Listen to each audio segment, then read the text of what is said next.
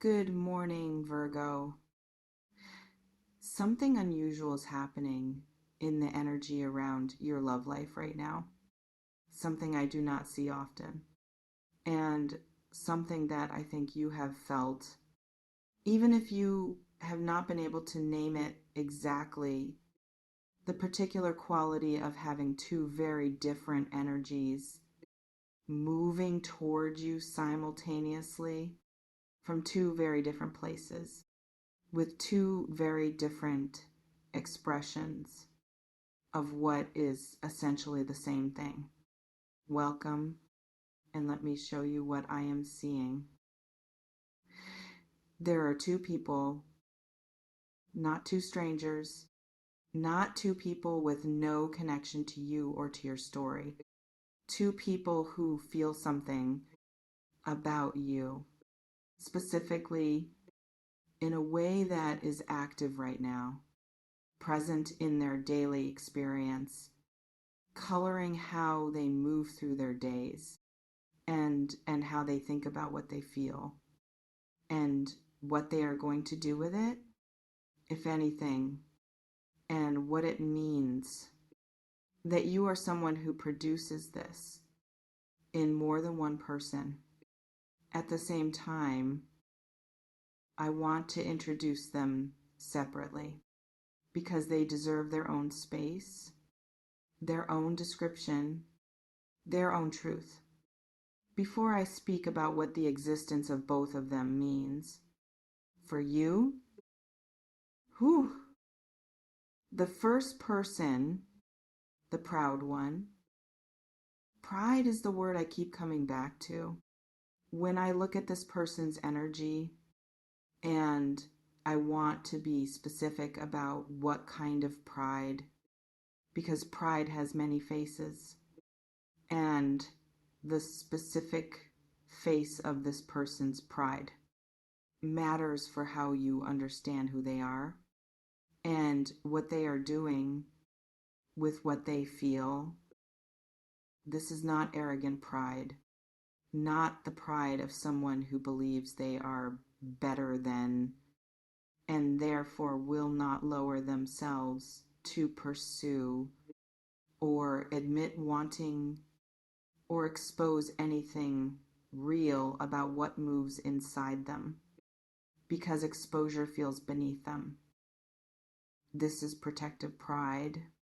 The pride of someone who has been hurt before by allowing themselves to want something and moving toward it and being seen in the moving and then having the something not materialize or not materialize in the form they needed and having to return from that, carrying the particular weight of having been visible in your wanting and having the wanting not be enough.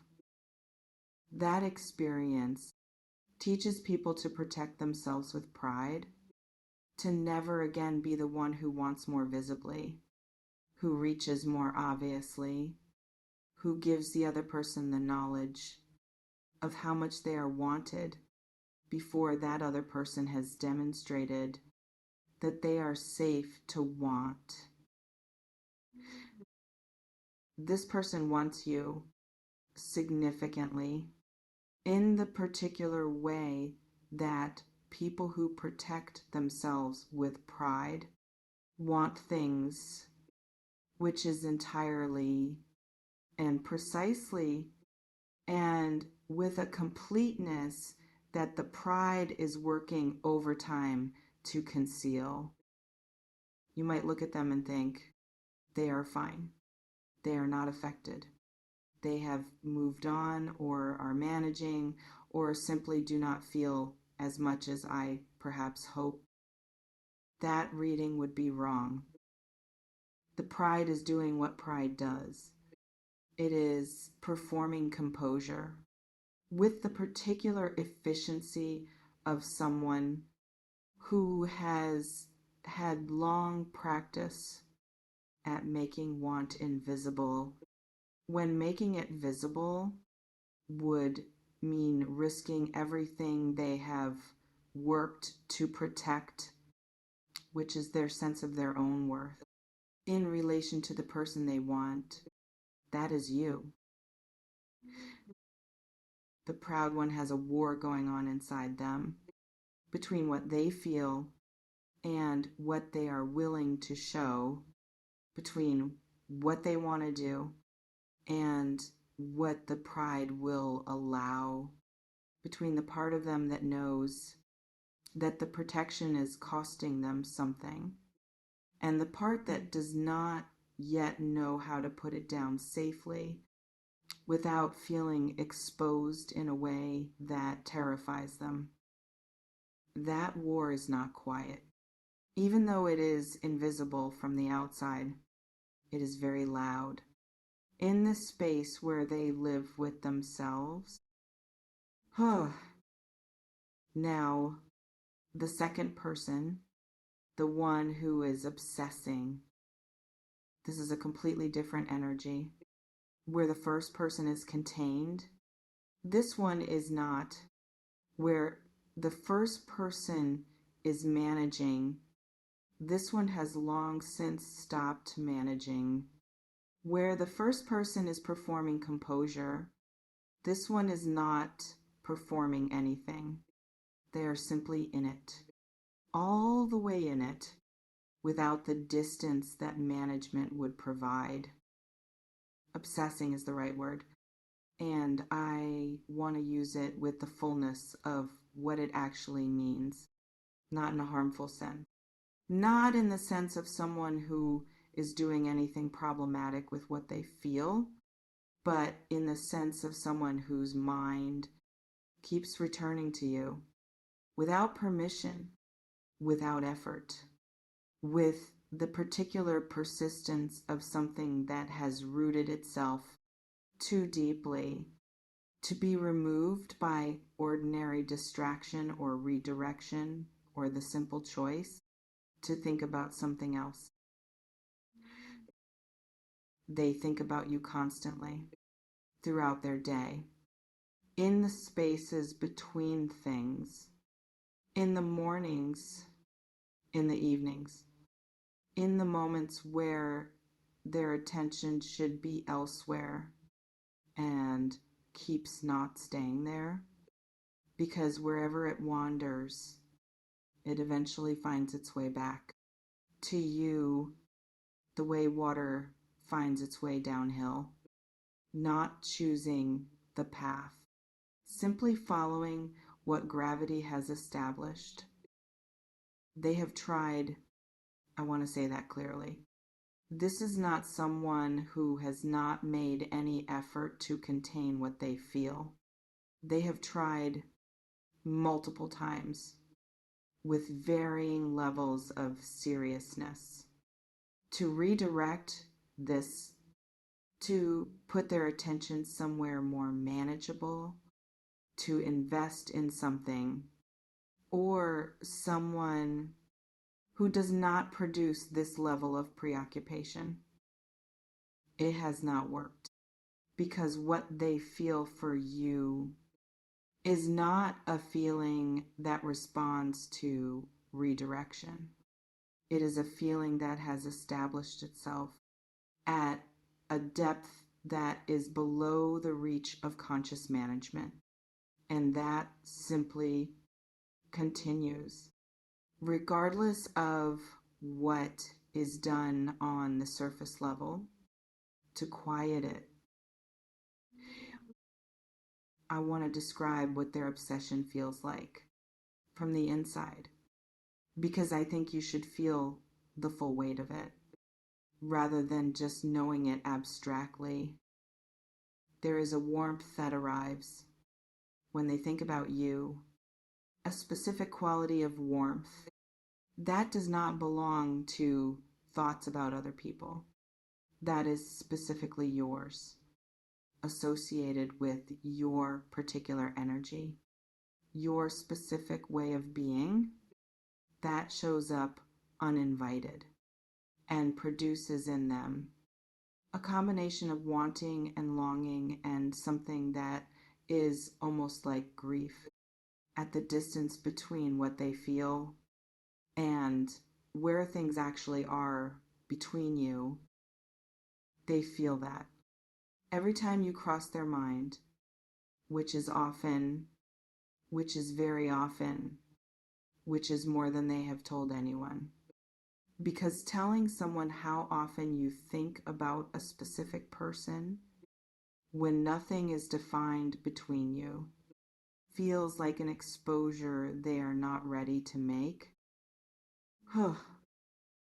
Now I want to bring both of them into the same frame and speak about what it means that you have produced both of these energies in two different people simultaneously in very different forms, but with the same underlying cause. You, what you are, produces different responses in different people depending on their particular internal architecture, their particular history, their particular relationship with vulnerability, and with wanting and with showing what they feel. The proud one responds to you by protecting themselves from the fullness of what they feel, because fullness has been dangerous before.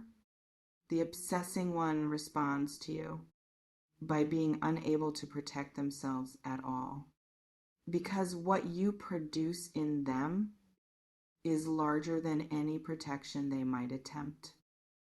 Two different architectures, two different expressions, one underlying truth.